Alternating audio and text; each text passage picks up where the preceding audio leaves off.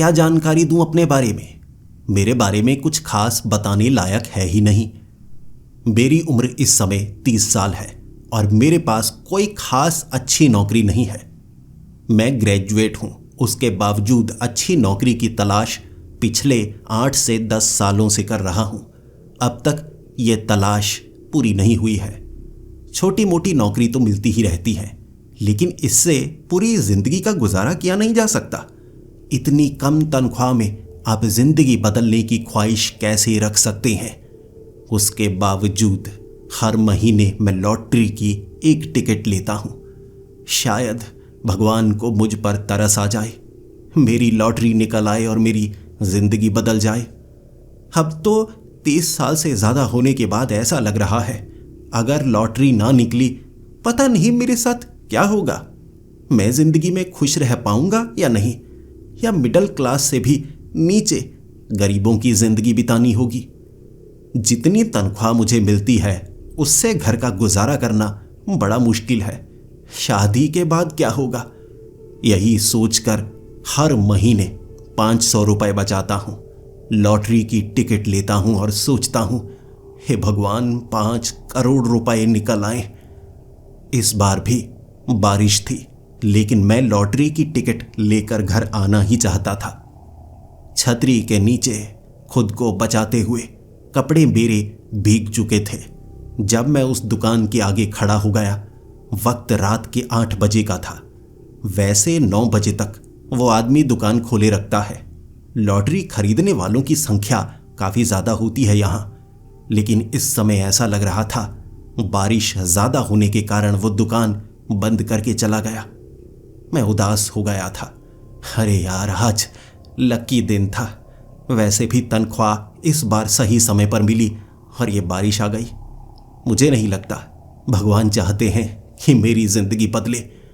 जैसे ही मैंने पीछे मुड़कर देखा, एक आदमी मेरी आंखों में आंखें डालकर मुझसे बात करना चाहता था और वो मेरे इतने करीब आ गया मुझे पता ही नहीं चला। पूरी की पूरी गली खाली थी। मेरे सामने खड़ा होकर कहने लगा, जिंदगी बदलना चाहते हो, मैं तुम्हें एक मौका दूंगा। इस लॉटरी से कुछ नहीं होने वाला। एक अच्छी नौकरी के लिए मैं तुम्हें अप्रोच करता हूं। क्या तुम मेरे लिए काम करना चाहोगे? काम ज़्यादा मुश्किल नहीं है और ज़्यादा लंबा काम भी नहीं है। कह सकते हो 3 से 4 महीने या ज़्यादा से ज़्यादा 6 महीने। उससे ज़्यादा काम करने की ज़रूरत नहीं पड़ेगी और 6 महीनों में तुम इतने रुपए कमा लोगे जिससे पूरी ज़िंदगी आसानी से निकल जाएगी। चलो शुरू में ही बताता हूँ। 6 महीने के 1 करोड़ रुपए। बताओ, काम करना चाहते हो या नहीं? मैं हंसा, मुस्कुराया। फिर मैंने उसके कपड़ों की तरफ देखा। यार, कपड़े तो महंगे लगते हैं, ये कोई पागल तो लगता नहीं। मैंने कहा, देखिए सर, किसी गरीब के साथ मजाक नहीं करते। आपको क्या पता मेरी ज़िंदगी कैसे कट रही है। ऐसा मजाक आपको नहीं करना चाहिए। फिर वो आदमी कहने लगा, तुम्हें मैं दिख रहा हूँ? क्या मैं मुस्कुरा रहा हूँ? मुझे मुस्कुराना अच्छा नहीं लगता, मुझे हंसना अच्छा नहीं लगता। मुझे लगा तुम ये काम कर पाओगे, लेकिन लगता है तुम्हें ये मजाक लग रहा है। ठीक है, मैं किसी और का चुनाव करता हूँ। मैंने कहा, जी रुकिए तो सही, अगर आप मजाक नहीं कर रहे, सुनने में बड़ा अजीब लगता है। मैंने कभी 6 महीने के 1 करोड़ रुपए नहीं सुने। आप बता सकते हैं काम क्या है? देखिए, मैं कोई स्मगलिंग या ऐसा कुछ नहीं करने वाला, आप गलत मत समझिए। देखिए, मैं खुश हूँ, लेकिन काम अच्छा करना चाहता हूँ। उसने कहा, काम अच्छा ही है, ये रहा मेरा कार्ड। कल रात 12 बजे यहाँ गेट पर पहुँच जाना। पूरा का पूरा इलाका मैंने खरीद रखा है। काम वहीं पर करना होगा और हफ्ते में 2 बार काम करना होगा। पूरे हफ्ते का काम मैं कहता ही नहीं। बताओ, काम करना चाहोगे? पहुंच जाना कल रात 12 बजे। मैं इंतज़ार करूंगा। अगर 12:30 हो गए, फिर मैं ये सोचूंगा कि तुम काम नहीं करना चाहते। उसके बाद रिजेक्शन, तुम्हें काम नहीं मिलेगा। आधे घंटे में तुम्हें वहां पहुंचना होगा। मैंने कहा, सर रात के 12 बजे या दोपहर के 12 बजे? मुझे लगता है आपको गलती हो रही है। उसने कहा, रात के 12 बजे।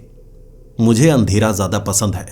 दिन के वक्त काम करना मुझे अच्छा नहीं लगता, रात बड़ी हसीन होती है ना। उसने जो शब्दों का इस्तेमाल किया था बड़ा अच्छा किया था, लेकिन उसके हाव भाव बड़े अजीब थे। ना तो वो हंसता था, ना मुस्कुराता था, ना उदास, बिल्कुल एक सपाट चेहरा, थोड़ा सफेद सफेद सा। ऐसा लग रहा था चेहरे पर उसने पाउडर लगाया है। मुझे लग रहा था जैसे उसने थोड़ा मेकअप भी किया है। लड़कियां अपने चेहरे पर थोड़ा लाल रंग लगाती हैं ना गालों के ऊपर, उसने भी अपनी गाल पर लाल रंग लगाया हुआ था। मुझे बड़ा अजीब लगा, लेकिन जब ध्यान उसके जूतों की तरफ पड़ा था, उसके पहने हुए सूट की तरफ पड़ा था, ये कोई सस्ते जूते नहीं हैं, ये महंगे वाले जूते हैं। ये सूट भी काफ़ी ज़्यादा महंगा है और अमीर लोग मजाक नहीं करते। मैं उस दिन सोचता रहा और अगले दिन काम पर भी बार बार ध्यान उस कार्ड की तरफ ही जा रहा था। अजीब सा लोगो बना हुआ था पीछे और आगे एड्रेस लिखा हुआ था। मैं उस कार्ड को देखता गया। यार कोई फोन नंबर भी नहीं है, बस एड्रेस। अमीर लोग हैं, ऐसे ही कार्ड बनवाते हैं लगता है। शाम को 6 बजे मैं काम से निकला था, घर पहुंचा, तैयार हुआ, बाइक लेकर उस एड्रेस की तरफ मैं बढ़ने लगा।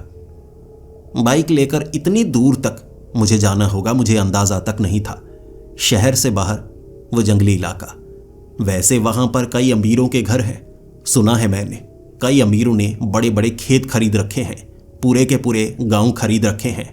अमीरों का इलाका कहलाया जाता है। और अगर वहां पर मुझे कोई काम मिल रहा है, काम तो अच्छा ही होगा।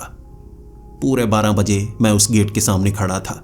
बहुत बड़ी 4 दीवारी, पीछे फेंसिंग की गई थी, यानी इलाका किसी ने खरीद रखा था। और वो आदमी 2 मिनट में गेट खोलकर बाहर आ गया और फिर मुझे कहने लगा, वाह, तुम बिल्कुल सही समय पर आए हो, यानी तुम काम करना चाहते हो, सीरियस हो। मुझे थोड़ा शक हो रहा था, लेकिन अब लग रहा है तुम इसी काम के लिए बने हो। आओ, मैं तुम्हें काम समझाता हूं। गेट उसने बंद कर दिया, फिर मुझे अंदर की तरफ ले जा रहा। सामने महल के समान घर बना हुआ था। फिर वो घर के अंदर लेकर गया मुझे। बड़ा अजीब घर, कोई पागल होगा जो ऐसा घर बनाएगा। इतने खूबसूरत घर में ऐसी बेकार, पुरानी और डरावनी चीजें रखी हुई थी, सिहरन पैदा हो रही थी। कंकाल रखा हुआ था, जानवरों की खोपड़ियां दीवारों पर टांगी हुई थी, अजीबोगरीब सांप के निशान छत पर बनाए हुए थे, फर्श पर कीड़ों की पेंटिंग्स बनाई गई थी। वो जो सोफे थे वो भी ऐसा लग रहा जैसे चमड़े के हों, अजीब सी उससे बदबू आ रही थी। टेबल पर मैंने कई कीड़े देखे। आखिर डाइनिंग टेबल पर खाना कोई कैसे खा सकता है जहां कीड़े रेंग रहे हों। वो आदमी ने मुझे बैठने के लिए कहा और मैंने साफ मना कर दिया। जी कोई बात नहीं, आप बैठिए, मैं खड़ा रहूंगा। वो कहने लगा, यहाँ बड़ा छोटा कोई नहीं होता, तुम मेरे लिए काम कर रहे हो, मैं बाकियों की तरह नहीं करूँगा कि तुम मेरे गुलाम हो, मैं कोई राजा हूँ। हम दोनों बराबर हैं।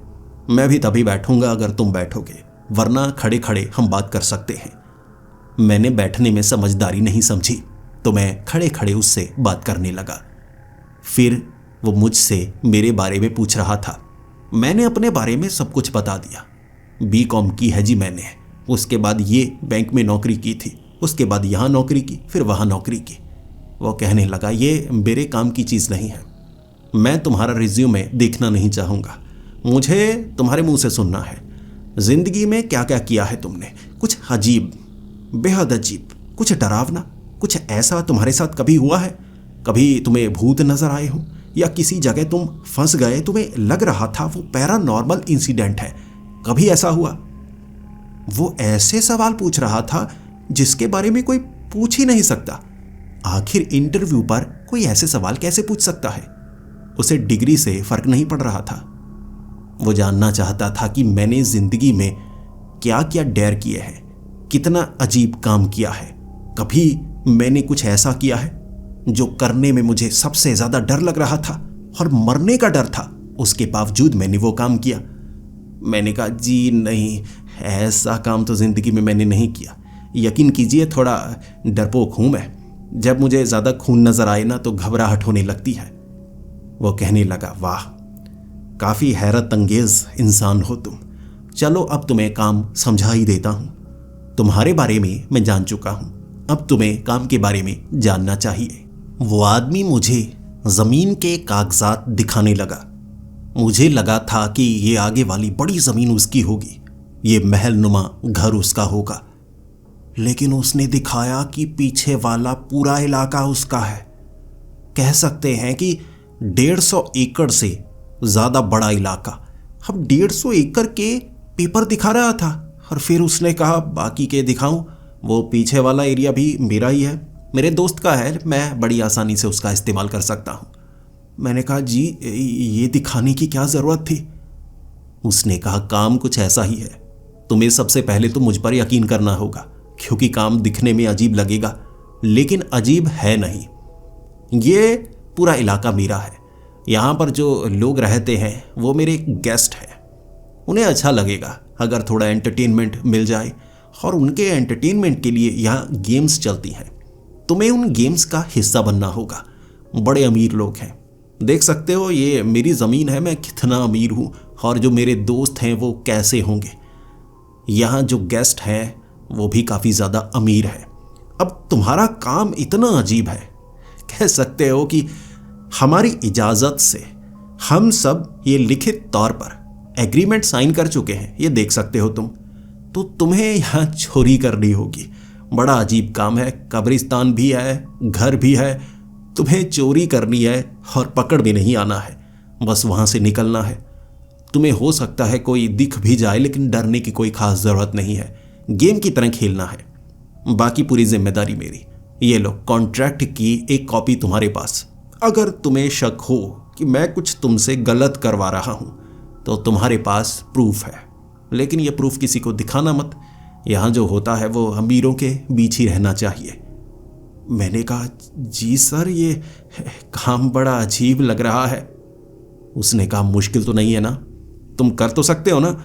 मैंने कहा जी जी बिल्कुल, आप ऐसे ही काम देंगे ना जो करने लायक होंगे। उसने कहा हाँ हाँ, मैं तुम्हारी कैपेबिलिटीज़ देख सकता हूँ, तो काम भी मैं कुछ ऐसा ही दूंगा। तो आज से काम की शुरुआत करना चाहोगे? आज एक आसान काम है, वैसे भी शनिवार है, वीकेंड्स है, तो वीकेंड्स में थोड़ा मेहमानों को खुश किया जाए, शायद कोई देख ले या किसी के साथ प्रैंक हो जाए, उसे पता ही ना चले। मैंने कहा जी सर मैं करना चाहूँगा। उसने एक मैप दिया जिसमें एक कब्रिस्तान की जानकारी थी। उसने कहा उस कब्रिस्तान में तुम्हें 3-4 घर मिलेंगे, वो कब्रिस्तान के बीच रहते हैं। ये वाली कब्र के अंदर कुछ रखा हुआ है, एक बैग है, तुम्हें वो बैग उठा कर लेकर आना है, बस उठाना, भाग निकलना। बाकी जंगली इलाके में कोई जानवर नहीं है, खतरे की कोई बात नहीं है, सभी जानवर निकाले जा चुके हैं। उसके ये शब्दों में वजन बहुत ज़्यादा था, गर्व का एहसास था उसकी आंखों में, जैसे वो कह रहा हो कि जानवरों को मारा जा चुका है। मैंने काम को हामी भर ली थी, ये पहला ही काम था, लेकिन मैं हिचकिचा रहा था। लेकिन उसने जब 10 लाख रुपए मेरे अकाउंट में ट्रांसफ़र मेरी आंखों के सामने कर दिए, मेरे मोबाइल पर मैसेज आया और मैं देखता रह गया। ये तो मजाक नहीं हो सकता, मेरे अकाउंट में मनी ट्रांसफ़र भी कर दी है उसने। फिर उसने कहा ये मोबाइल यहीं रखना होगा, कोई तस्वीर नहीं खींचनी है, कुछ नहीं करना है, पेपर्स यहाँ सबमिट कर सकते हो तुम्हारे पास कोई भी ऐसी चीज़ नहीं होनी चाहिए जिससे तुम आवाज़ रिकॉर्ड करो, तस्वीर खींचो या वीडियो बनाओ, समझ सकते हो ना, प्राइवेसी का सवाल है। मैंने कहा जी। उसने कहा तो काम पर लग जाओ, कब्रिस्तान से तुम्हें एक बैग निकाल कर लेकर आना है, डरोगे तो नहीं, कोई भी परेशानी हुई तो मुझसे बात करना, हर वीकेंड्स पर मैं तुम्हें मिला करूँगा, अपने हाथ से ये चीज़ें पकड़ाया करूँगा, लेकिन बस थोड़ा सवाल कम पूछना। मैं नहीं चाहता हर चीज़ के बारे में तुम्हें पता लगे। यहाँ जो गेम्स होती हैं सब जानकारी ऐसे तुम्हें दी नहीं जा सकती, अनुभव जब तुम्हें हो जाएगा तो जानकारी मिलना शुरू हो जाएगी। और वैसे भी 1 करोड़ रुपए 6 महीने में कमा लोगे तो तुम अपनी श्रेणी से ऊपर आ जाओगे, थोड़ा अमीर होगे, ऐसे और ज़्यादा काम करोगे तो और अमीर हो जाओगे। फिर अमीरों के बीच बात रहेगी तो मुझे भी बताने में झिझक नहीं होगी। चलो फिर शुरुआत करो काम की। वो अपने उस घर के अंदर चला गया, या कहूँ महल के अंदर चला गया। मेरे हाथ में एक मैप था, एक टॉर्च थी, उसके बाद चोरों वाले कपड़े, ब्लेड, कैंची, कटर, ये चीज़ें बैग में थी। वो बैग को लेकर नक्शे को देखता हुआ कब्रिस्तान की तरफ जा रहा। मैं डरपोक हूं, मैंने उसे पहले ही बताया था। जंगल से निकलते वक्त मेरी टांगें कांप रही। रात को जंगली इलाके में भूत प्रेत हो सकते हैं। भूत प्रेत छोड़ो, जानवर मिल सकते हैं। शेर ने पकड़ लिया, फिर मैं क्या करूंगा? ये कैसा खेल है? कैसी गेम्स खेली जाती हैं? आसपास कोई कैमरा नजर तो नहीं आ रहा। जंगल में पत्तियों से निकलने वाली हवा की सरसराहट और सूखी पत्तियों पर पैर रखने पर वो कड़क आवाज सिहरन पैदा कर रही थी। मेरी रीढ़ की हड्डी ठंडी होने लगी थी, जबकि गर्मियां थी। उन पेड़ों को छूते ही मुझे ऐसा लगता, ये पेड़ इतने डरावनी कैसे हो गए हैं? टॉर्च मेरे पास थी, लेकिन वो टॉर्च बीच बीच में बंद हो जाती, आधे सेकंड के लिए ही।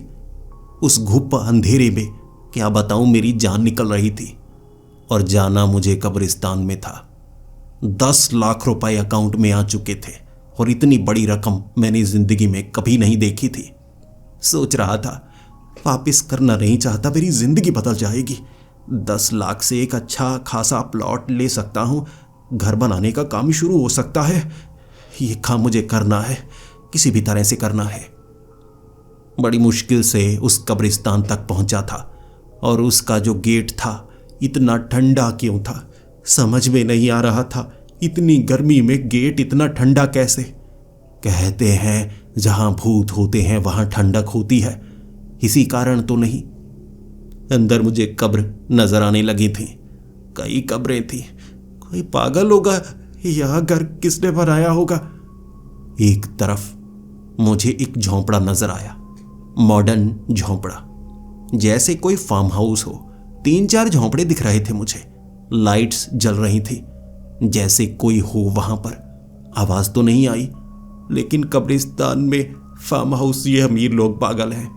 ये सोचकर गेट को खोला मैंने। आवाज आई, ये पुराना गेट था, बड़ी डरावनी और खौफनाक आवाज। मेरी टांगें कांपी थी।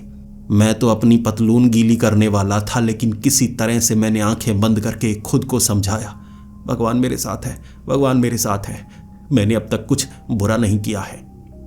वो कब्र तक पहुंचा मैं। कई कब्रों को देखते देखते उनके बीच से, और एक पल के लिए लगा था यहीं मर जाऊंगा मैं, लेकिन जिंदा था मैं। उस कब्र तक पहुंचा मैं। कब्र के ऊपर वाला पत्थर भारी था, लेकिन ऐसा लगा नीचे कुछ लगाया गया है जो फिसलन भरा है। वो पत्थर को सरका पाया मैं। अंदर बैग था, देखा तक नहीं कि बैग में क्या है। बैग निकाला, पत्थर वहीं पर लगाया, जो भागा। मेरे भागने की रफ्तार इतनी ज्यादा तेज कभी नहीं थी। आज ये टांगे चल नहीं रही थी, उड़ रही थी। भागा भागा उस महल तक पहुंचा मैं। दरवाजा खटखटाया, सांस ऊपर की ऊपर, नीचे की नीचे। मैंने कहा, सर बैग ले आया मैं, बैग ले आया मैं। वो कहने लगा, तो हाफ क्यों रहे हो, भाग कर आए हो? मैंने कहा, जी सर भाग कर आया हूं। उसने कहा, चल कर आ जाते, अभी तो 1 घंटा भी नहीं हुआ। मैंने कौन सा कहा है कि रात को ही लेकर आना है? समय लगता है तो कोई बात नहीं, लेकिन काम वैसे रात को ही करना है, अंधेरे में अच्छा लगता है। इतनी जल्दी नहीं थी, कोई बात नहीं, धीरे धीरे सीख जाओगे। काम अच्छा किया तुमने, यही वाला बैग था। चलो आज का काम हो गया, एंजॉय करो। दिन के वक्त भी जो काम करते हो वो भी कर सकते हो, लेकिन मुझे नहीं लगता किसी छोटी तनख्वाह के लिए तुम्हें काम करने की जरूरत है। ये काम करो। उसने ये कहा था, लेकिन वो 4 दीवारी वाले आगे गेट से निकलकर जब बाइक पर बैठकर चला रहा था, उसे जंगल के उस रास्ते में दिमाग घूम रहा था मेरा, और मैं सोच रहा था नौकरी कैसे छोड़ूं? मुझे तो अब भी ये स्कैम लग रहा है। अगला दिन रविवार का, रात को 8 बजे मैं पहुंच गया था वहां पर। उसने गेट खोलकर मेरा स्वागत किया। इतना अमीर आदमी था, लेकिन उसके आसपास कोई नौकर चाकर नहीं था। बड़ा अजीब लग रहा था मुझे, लेकिन झूठा नहीं हो सकता, पैसे दिए हैं उसने। फिर उसने एक मैप दिया जिसमें एक घर था। फिर उसने कहा इस घर में एक पेंटिंग लगी है, उस पेंटिंग को उतार कर लेकर आना है, लेकिन अगर तुम्हें कोई नजर आए तो छिप जाना। वैसे डरने वाली बात तो है, ऐसा नहीं लगना चाहिए कि सामने से उठाकर लेकर जा रहे हो, चुराना है तुम्हें, बाकी मैं संभाल लूंगा। उसने ऐसा कहा, मैं डरने लगा। चोर बन गया हूं मैं, चोरी करनी होगी मुझे, लेकिन प्राइवेट एरिया है, देखते हैं बाकी। फिर मैं वो नक्शे को लेकर हाथ में टॉर्च पकड़कर, जो बार बार बीच बीच में बंद हो जाती, मैं उसे कह भी नहीं पाया कि टॉर्च तो और दे दो, इसने तो हालत ज्यादा पतली कर रखी है। लेकिन वो टॉर्च काम तो कर रही थी ना। उस टॉर्च को लेकर उस घर तक पहुंचा मैं। लाइट्स जल रही थी, दरवाजा खुला था। छिपते छिपते घर के अंदर सांस रुक चुकी थी मेरी। चोर किसी ने पकड़ लिया तो ये गेम ही है ना। फिर सामने टंगी हुई वो पेंटिंग, उसे उतारने में ज़्यादा समय लगा ही नहीं मुझे। मैंने उस पेंटिंग को उतार लिया था, जिसके बाद अब मैं भागकर वापस नहीं आ रहा, मैं तो चलकर ही आ रहा था। टॉर्च 2 सेकंड के लिए बंद हुई थी। मेरी हालत इतनी बुरी हो गई, मैं भागना शुरू हो गया, पेंटिंग को हाथ में पकड़े हुए। उसके बाद बैग के अंदर कुछ टूल किट थी जो वहीं पर गिर गई, झाड़ियों में दिख नहीं रही। मुझे लगा ये सामान गिरा दिया मैंने, ये तो सबूत होगा ना, सबूत किसी ने देख लिया तो। लेकिन जब हाँफता हाँफता मैं उसके महल के पास आया, वो बाहर खड़ा मेरा ही इंतजार कर रहा, ताली मारने लगा। और फिर उसने कहा, वाह अच्छा काम किया। मैंने कहा, सर एक तो ये टॉर्च बदल दीजिए, बंद हो जाती है सर, डर लगता है, और टूल किट रास्ते में गिर गई सर, महंगी होगी, लेकिन देखते हैं, कल मैं लाने की कोशिश करूंगा दिन के वक्त। उसने कहा, कोई ज़रूरत नहीं, बाकी टॉर्च की बात है तो टॉर्च नहीं है अभी, टॉर्च की थोड़ी परेशानी होगी, अगले हफ्ते तक अगर मैं ला पाया तो ठीक है, वरना इससे काम तो कर लोगे ना, खराब तो नहीं है, ठीक ही है, काम करती है, बीच बीच में बंद हो जाती है बस, बाकी टूल किट की कोई परेशानी है ही नहीं। इतना कहा उसने, फिर मुझे जाने के लिए कहा और कहा, पूरा हफ्ता एंजॉय करो, अकाउंट में पैसे हैं, जिंदगी जियो, मज़े करो। उसके बाद मैं वहाँ से निकला। रात के 11 बजे का समय था, सुनसान रास्ता, 7 किलोमीटर मुझे बाइक चलानी पड़ी, हाथ पैर मेरे फूले हुए, कांप रहे। सुबह के वक्त जब किसी ने दरवाज़ा घर का खटखटाया था, मैं डर गया, वो पुलिस तो नहीं आ गई ना। दूध वाला था, दूध वाले से डर रहा। फिर पसीने से तरबतर दूध वाले ने पूछा, क्या हुआ भाई, इतना डरे हुए क्यों हो? मैंने कहा, वो कुछ नहीं, सपना देखा मैंने। ये कहकर मैंने उसे बाहर जाने के लिए कह दिया। खिड़की से नीचे झांकने लगा मैं। फिर मुझे लगा, मैं लगता है काम सही नहीं करता, आपको घर पर आए मेहमान से डर लग रहा है, कुछ तो गलत कर रहा हूं मैं। जिसके बाद पूरा हफ्ता था मेरे पास। यकीन कीजिए, हर डर दूर हो जाता है जब पैसे नजर आते हैं। 10 लाख रुपए थे मेरे पास, उसमें से 10,000 रुपए के मैंने कपड़े, जूते, घर का सामान लिया, सिर्फ 10,000। और सच बताऊं, पहली बार अमीरों वाली फीलिंग आई थी। कैसे नकार सकता था इस काम को। फिर शनिवार को मैंने उससे बात की और उसने वही वाली टॉर्च पकड़ाई, नई टूल किट पकड़ाई, कुछ नया सामान भी था। वो कह रहा था, गैजेट है, ये नाइट विजन ग्लासेस भी तुम ले सकते हो। इस बार इस घर से सामान निकाल कर लेकर आना है, बच्चे का सामान होगा, खिलौने। शनिवार को और रविवार को मैंने चोरी का काम किया। दोनों बार घरों से चीजें चुरानी थी और दोनों बार घर खाली पड़े थे। इस बार डर कम लगा और वापस आकर मैंने उसे चीजें दी। सच में कोई कीमती चीज थी ही नहीं, एक छोटा सा खिलौना था, एक पत्थर था, ज्यादा आवाज भी नहीं हुई, कोई मौजूद ही नहीं था। फिर मैंने उससे बात की, सर ये गेम कुछ समझ में नहीं आ रही है, काम ज़्यादा आसान लगता है सर, इतनी बड़ी रकम ये तो कोई भी कर सकता था, आपने मेरा चुनाव क्यों किया? उसने कहा, देखो तुम मुझे बहुत ज़्यादा पसंद हो, मैं तो खुश हूं कि तुम्हारा चुनाव हुआ है। मैं तुम्हें बता नहीं सकता, अब कुछ अंदरूनी राज है। इतना समझ लो कि तुम परफेक्ट हो, ना सिर्फ मुझे पसंद आ रहे हो, बाकियों को भी पसंद आ रहे हो। बस ये मत जानने की कोशिश करना किनको। ये गेम है, यहाँ गेम्स खेली जाती हैं और तुम अपनी गेम में पास हो रहे हो। अब रविवार का काम हो गया तो एंजॉय करो, वीकडेज एंजॉय करो और वीकेंड्स पर काम करो। काम मैं कहता हूं दूसरा छोड़ ही दो, जिंदगी को जियो, पैसे बहुत बनेंगे तुम्हारे। इस तरह से मैं वीकडेज में दोस्तों के संग घूमता रहा।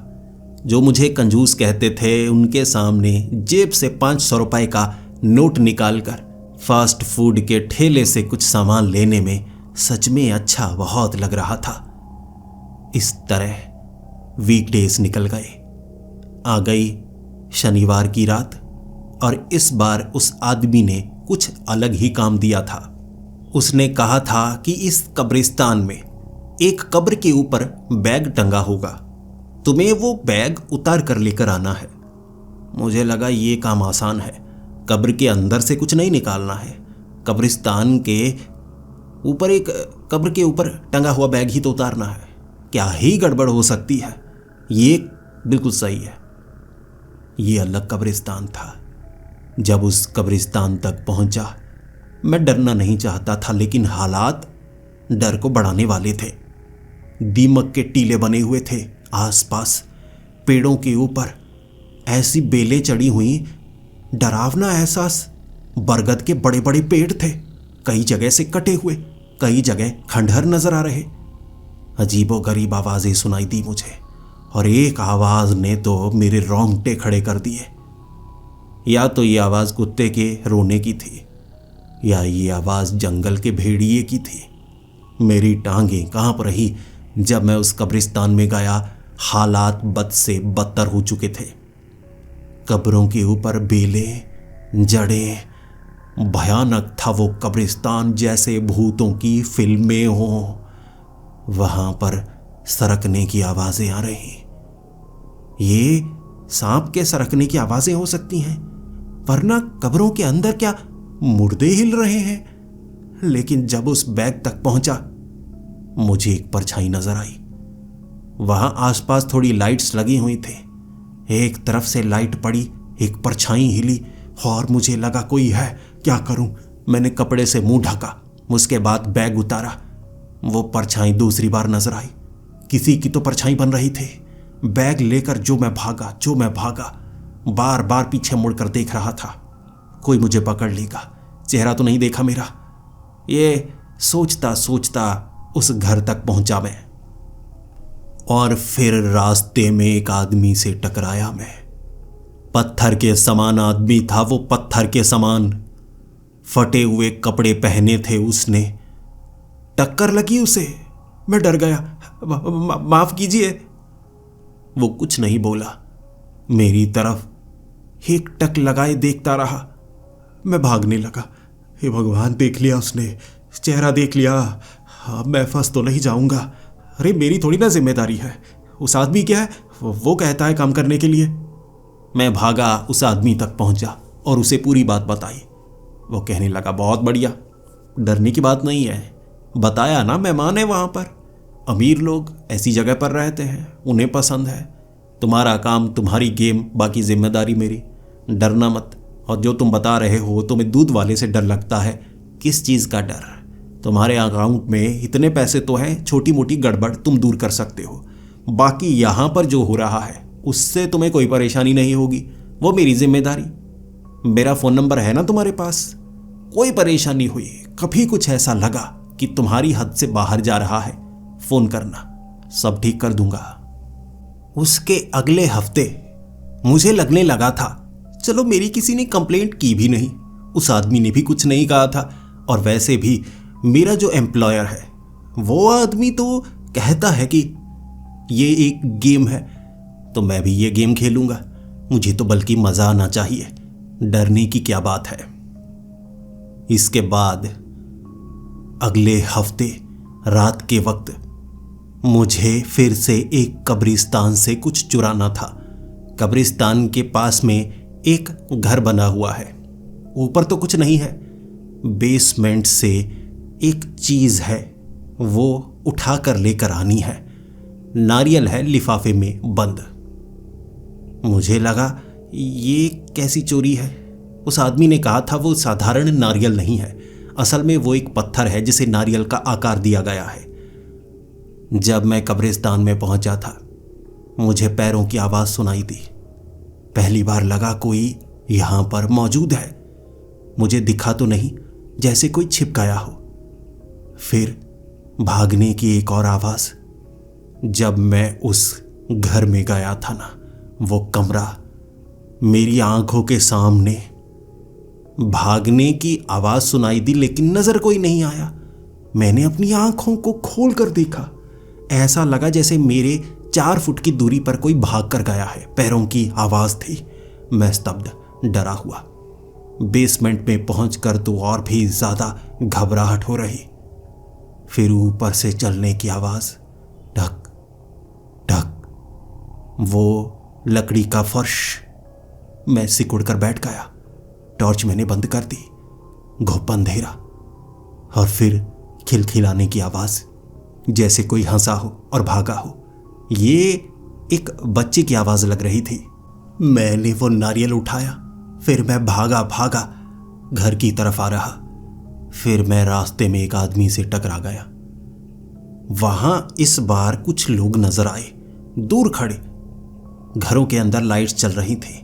जो रास्ता मुझे दिया गया था वो एक गांव के बीच से, अब उसे गांव कहें या अमीरों का इलाका, अच्छे अच्छे घर लेकिन जंगलों के बीच। मिट्टी दीवारों पर ऐसे लगाई गई जैसे वो दीमक के टीले हों, लेकिन अंदर से साफ दिख रहा। झूमर लगे हुए हैं। वहां खिड़कियों से झांकते लोग दिखे थे और जिससे मैं टकराया वो आदमी का सर नहीं था। सच में मैं देखता रह गया। ये क्या एक पुतला है जो यहां लगाया गया है? सर नहीं था उसका। मैं टकराया, मेरी चीख निकल गई। फिर मैं भागा। जब मैंने पीछे मुड़कर देखा था, वो पुतला नहीं था, वो घूमा, वो चला, वो 4 कदम मेरे पीछे आया और मैंने भागने की रफ्तार बढ़ा दी। मैं रो रो कर भाग रहा था। ये क्या चीज है? ये कैसा प्रैंक है? मुझे डरा कर रख दिया। अभी तो हैलोवीन भी नहीं चल रही।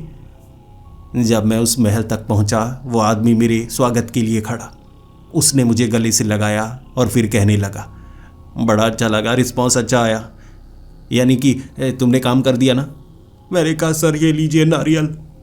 उसने वो लिफाफा लिया, वो घर के अंदर चला गया। फिर मुझे एक मैसेज आया जब मैं बाइक पर बैठने वाला था, 6 लाख रुपए बोनस। मैं देखता रह गया। 6 लाख? वैसे तो 6 महीने के 1 करोड़ मिलेंगे, ये 6 लाख बोनस अलग से। लेकिन अब क्या करूं, पैसे तो बन रहे हैं, काम बड़ा अजीब होता जा रहा है। उसके अगले दिन उससे भी ज्यादा अजीब हालात पैदा हो गए थे। मैंने उस आदमी को बताया था कि मुझे सर कटा नजर आया है। उसने कहा वहां बहुत अजीब चीजें नजर आएंगी। वो लोग क्या चुप बैठेंगे? हम उनके साथ मजाक करेंगे तो वो चुप नहीं बैठेंगे, वो भी मजाक करेंगे, डराने की कोशिश करेंगे। ये एक गेम है, गेम की तरह खेलो। डरो मत, डर अपने अंदर से निकाल दो। डर कुछ नहीं होता, बस कह सकते हो इंसानों की कमजोरी। कोई चीज है, कोई घटना है जो घटेगी, जैसे कि मौत, सबको पता है, फिर भी मौत से लोग क्यों डरते हैं? इंसानी कमजोरी। मैं जब एक घर में घुसा था, उसके बाद मुझे अंदाजा नहीं था कि कुछ ऐसा देखने को मिलेगा। उस आदमी ने तो कहा था कि बस एक चीज चुरानी है। वो छोटी मोटी चीज थी, एक ग्लास होगा चांदी का। मैं थोड़ा डर रहा था, लेकिन ऐसा कुछ। मैंने देखा एक बच्चा जिसके हाथ पर कीले गाड़ी गई थी। जंजीरों से हाथ में छेद करके उसे टांगा गया था और फिर उन जंजीरों को खींचा जा रहा, उसे दर्द दिया जा रहा। जब मैं उस घर में घुसा, सामने ये दृश्य, मेरे हाथ पैर फूल गए। उसके वो माँ बाप होंगे या कोई और भी, बच्चे को इस तरह से दर्द कौन देता है? और वो हंस क्यों रहा था? वो बच्चा हंस क्यों रहा था? जब ऐसा उसके साथ हो रहा तो हंस कौन सकता है? वो दोनों मियाँ बीवी जिनके चेहरे पर खून के छींटे पड़े हुए, और ये खून के छींटे उस बच्चे के थे। मैं जम गया। मैं डरकर अमूमन भागता हूं, लेकिन उस हालात में मैं जम गया। खून देखकर मैं डर जाता हूं, मुझे घबराहट होने लगती है, तो वहां घबराहट हुई। मैं हो गया बेहोश। ग्लास बिल्कुल सामने टेबल पर पड़ा था। मैं उठाकर भाग सकता था अगर खून ना होता तो। मैं हो गया बेहोश। और सोच ही सकते हैं, सामने जुर्म हो रहा है, कातिल आपके सामने किसी को दर्द दे रहा है, और आप कमजोरी के कारण बेहोश हो जाएं, बचेंगे कैसे? जब मैं होश पर आया, वो टेबल के सामने वाली कुर्सी पर बैठा हुआ था, ग्लास मेरे सामने। फिर मैंने देखा उस बच्चे को जो खड़ा था वहां पर, और उस बच्चे की जंजीरें जमीन पर पड़ी जैसे उसे उतार दिया गया हो। वो बच्चा मेरे चेहरे पर पानी मार रहा था। ये दृश्य देखने के बाद मैं लड़खड़ाने लगा। बैठा हुआ भी मेरी टांगें कांपने लगी थी। मैं स्तब्ध था, जैसे मैं मर गया हूं। मैंने यही सवाल उनसे पूछा, मैं जिंदा हूं? वो बच्चा हंसा। हाव भाव चेहरे पर हंसी वाले नहीं थे, लेकिन हंसा। अंकल, आप जिंदा हो? डर गए क्या?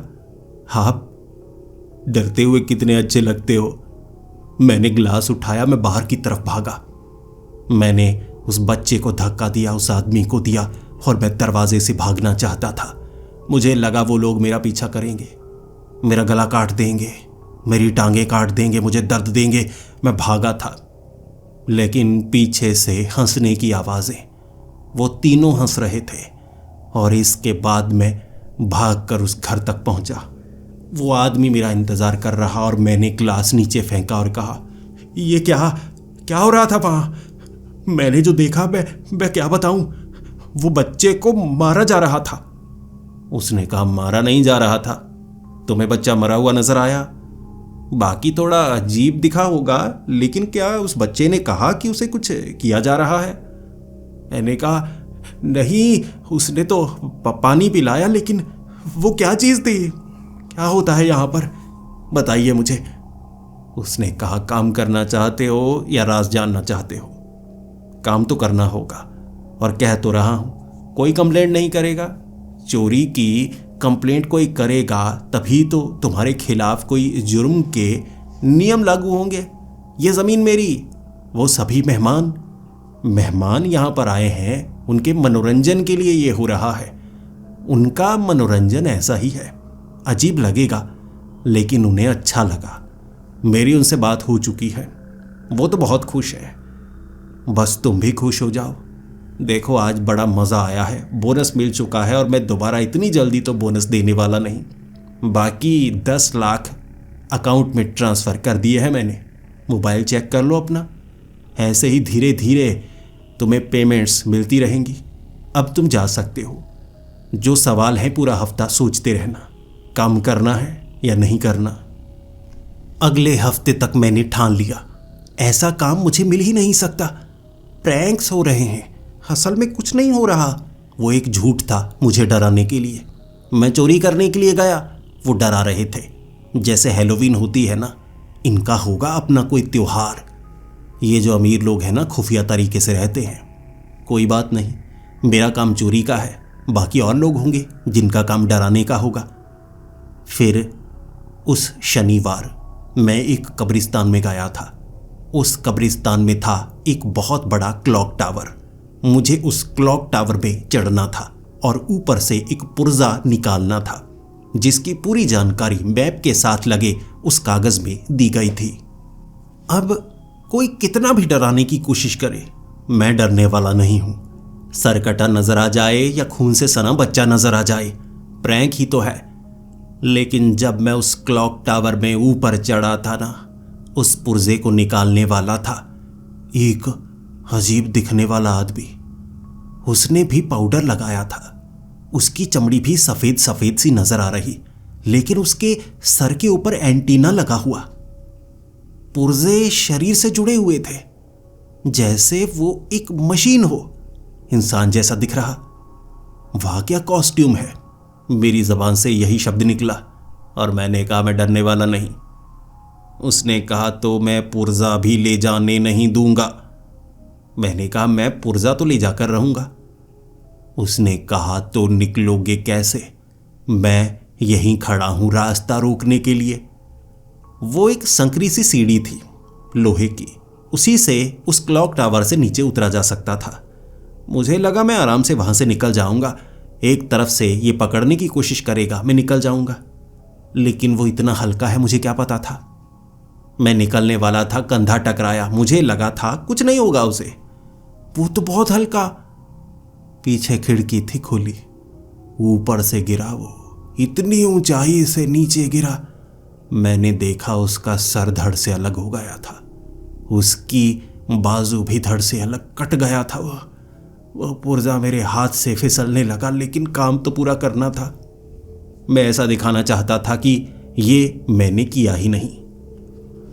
मैं उस क्लॉक टावर से नीचे उतर रहा और मैंने कुछ लोगों को खिड़कियों से झांकते हुए देखा।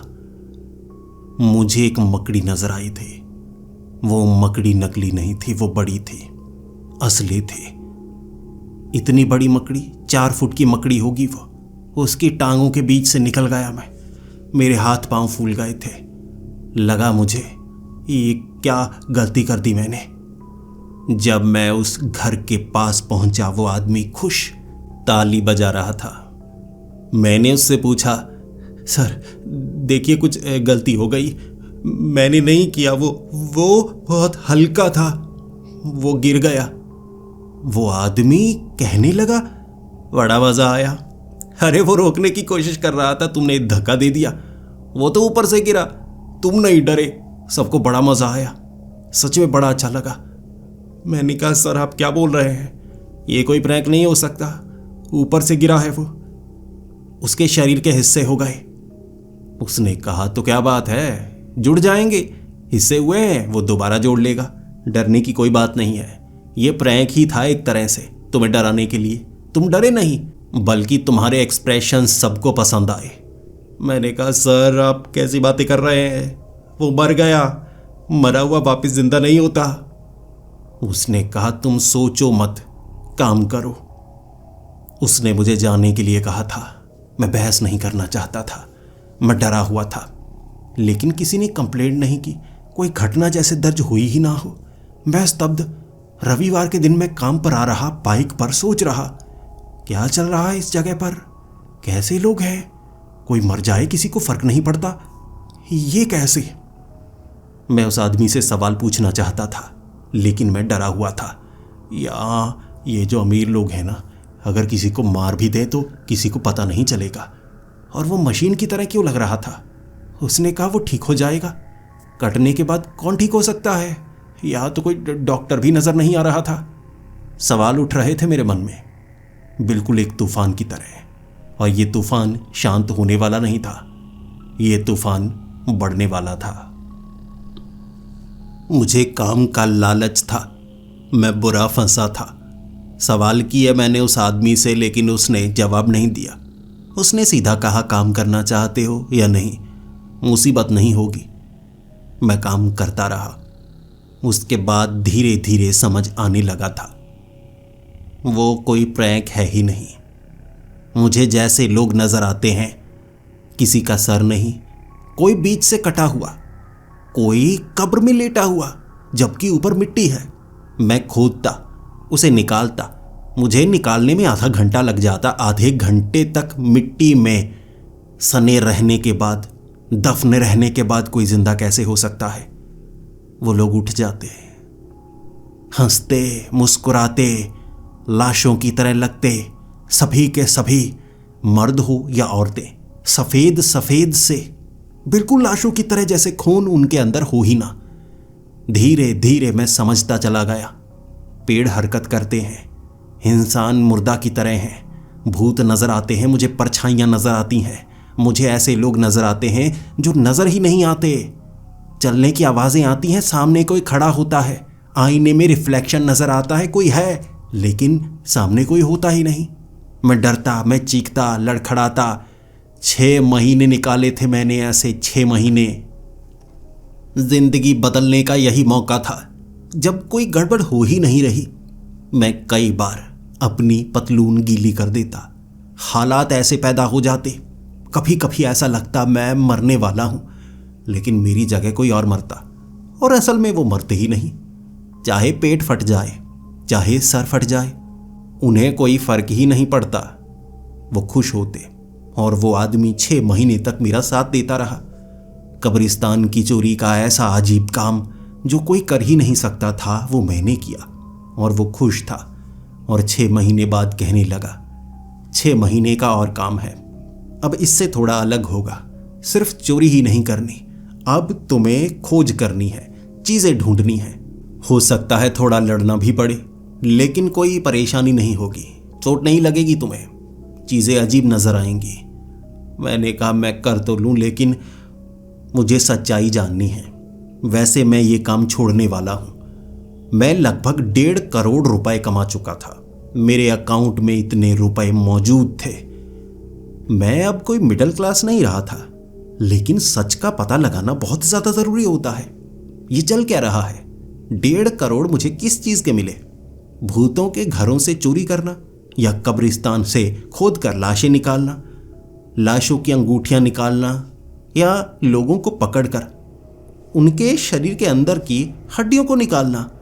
मैंने ऐसे ऐसे काम किए जो मेरी सोच समझ में सही नहीं थे। फिर वो आदमी कहने लगा, तुम काम के आदमी हो, तुमने जो काम किया है वो बेहतरीन है, सच तो बनता ही है। आओ खाते खाते बात करते हैं। अब सच जान ही गए हो तो पर्दे खोल ही देते हैं। मैं उसके घर के उस टेबल पर बैठा और मैंने उससे कहा था, सर आप टेबल की सफाई क्यों नहीं करवाते? कोई काम वाला क्यों नहीं रखते? इतने रुपए तो आपके पास हैं, सफाई वाले, काम वाली क्यों नहीं है? उसने कहा, सब तो है, तुम्हें नजर ही तो नहीं आते। तुम्हें क्या लगता है वो कोई मूर्ति है? चाय मांगो उससे, लेकर आएगी वो मूर्ति।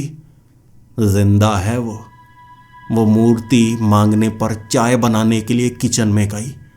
आप एक पत्थर को चलते हुए देख सकते हैं, मैंने देखा, बड़ा अजीब। मैं उस आदमी की तरफ देख रहा, वहां पर आंखें थी मर्तबान में जो हिलती। उसने कहा, वो देख रहा है, धड़ कहीं और है लेकिन आंखें हमारे पास हैं। यहां हर एक चीज साधारण नहीं है। मेरे लिए चाय आई। मैं चाय कैसे पीता जब मेरे सामने वो प्लेट में रखे कीड़े खा रहा था। ये वो कीड़े थे जो चमड़े में, मांस में लगते हैं, सफेद और काले रंग के वो कीड़े। कोई ऐसे कीड़ों को कैसे खा सकता है? वो उन कीड़ों को खा रहा था। मैंने अपनी चाय टेबल पर रख दी। गंदा ही तो था टेबल। मैं मुंह की तरफ देख रहा। सर बताइए, अब मुझे डराइए मत, मैं पहले से ही बहुत ज्यादा डरा हूं। उसने कहा, डरने की क्या बात है? इंसानों की कमजोरी है डर। एक बार डर खत्म कर दो, तुम इंसानियत से ऊपर उठ जाओगे, जैसे हम उठे हैं। यहां ये जमीन हमारी है, हम सोसाइटी की तरह रहते हैं। हम हैं इंसान ही, लेकिन मुर्दा इंसान। कह सकते हो हजारों साल पहले से इंसानों से थोड़ा अलग रहना हमने शुरू कर दिया है। हम जिंदा नहीं हैं, हम मुर्दा हैं, लेकिन हम अलग तरीके से अपनी आबादी बढ़ाते हैं। हम मरते ही नहीं, काट दो, फाड़ दो, फिर जोड़ सकते हैं, हर कोई अलग तरह से। हम अलग हैं। इंसानों से निकलकर कई और प्रजातियां बन चुकी हैं, इंसानों को पता ही नहीं, क्योंकि वो अपनाते ही नहीं। मैंने कहा, ये कैसे हो सकता है? वो भूत प्रेत है ना? उसने कहा, जो समझ में नहीं आता, थोड़ा अलग है, उसे तुम भूत प्रेत कहने लगते हो। चुड़ैलें, भूत, अदृश्य इंसान, परछाई, इंसानों की सोच समझ में इतना ही है, क्योंकि तुम समझने की कोशिश ही नहीं करते। ये सोसाइटी जैसे कई लुप्त होने वाले धर्म अलग तरीके से रहते हैं ना, हम भी थोड़ा अलग तरीके से रहते हैं। और हमें पता है पैसा काम करता है, जिसके पास पैसा है वो बाकियों से बहुत कुछ ज़्यादा पा सकता है। यहाँ जितने भी लोग हैं ऐसे ही काम करते हैं। हमारी जानकारी इंसानों से थोड़ी अलग है क्योंकि हम लंबे समय तक जिंदा रह सकते हैं। मुझे ही देख लो, 750 सालों से जिंदा हूँ। सोच सकते हो कितना दिमाग होगा, कैसी कैसी जानकारी है मेरे पास, और काम कितने लंबे समय से मैं चलाता रहा हूँ। ऐसे ही लोगों से तुम मिले और तुम्हारा काम असल में चोरी करने का था ही नहीं। तुम पर हम रिसर्च कर रहे थे। जैसे इंसानों को जू में जानवर देखना पसंद होता है ना, हमें भी जिंदा इंसान देखना बहुत अच्छा लगता है। लेकिन इंसानों के बीच रहो ना तो वो शक करने लगते हैं। जब शक करते हैं तो ईर्ष्या करते हैं। मुर्दों में ईर्ष्या नहीं होती, लेकिन फिर भी जिंदा इंसानों को देखने का शौक हर किसी का है, अमीरों के शौक। और यहां तुम वही शौक उनके पूरे कर रहे थे। तभी तो वो हंसते थे, तुम्हारे करीब आते थे, तुम्हें करीब से देखते थे ताकि हाव भाव जान सके, रिएक्शन देख सके। इन्हीं के तो वो पैसे देते हैं, उन्हें अच्छा लगता है। यहां पर वो रहते हैं। दुनिया के कई ऐसे हिस्से हैं जहां हमारे जैसे लोग रहते हैं। कई तो इतने अमीर हैं तुम सोच नहीं सकते। बड़े बड़े देश, पीछे से कौन चला रहा है तुम्हें अंदाजा तक नहीं है। लेकिन छोड़ो, वो जानकारी का तुम कुछ कर भी नहीं पाओगे। बस इतना जान लो, हमें तुम पसंद आए हो, हमारे साथ रह सकते हो। तुम्हें भी फायदा होगा, हमें भी फायदा होगा। जिंदा लोगों के साथ काम करना हमें भी पसंद है। हमारे साथ रहो, राज को राज बनाकर रखना। बस एक छोटा सा काम होगा, वो करोगे। बाकी यहाँ एंटरटेनमेंट।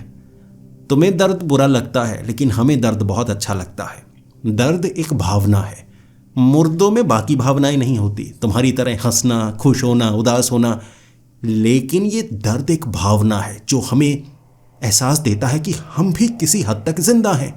तो कटना, फटना, मरना, ये चीज़ें हमें बड़ी अच्छी लगती हैं। तुमने जब उन्हें गिराया, फाड़ा, मारा, हड्डी तोड़ी, उन्हें बड़ा अच्छा लगा। ऐसा लगा जैसे किसी इंसान ने प्यार दिया हो। तो बताओ, आगे काम करना चाहोगे? मैंने सोचने के लिए समय मांगा था और उसके बाद मैंने थोड़ा काम किया। अब उसके बारे में मैं नहीं बता सकता। हर राज हर किसी को पता नहीं होने चाहिए। लेकिन इस समय मैं काफ़ी अमीर हूँ, बड़ा काम है मेरा। कुछ लोग कहते हैं मैंने शैतान से सौदा किया है, अपनी आत्मा को बेचा है, मैं इल्यूमिनाती का कोई हिस्सा बन गया हूँ। लेकिन यकीन कीजिए, ऐसा कुछ नहीं है। असलियत मैंने बताई, कुछ राज मैंने छिपाए। इस दुनिया के बहुत बड़े राज हैं जो आपको पता तक नहीं।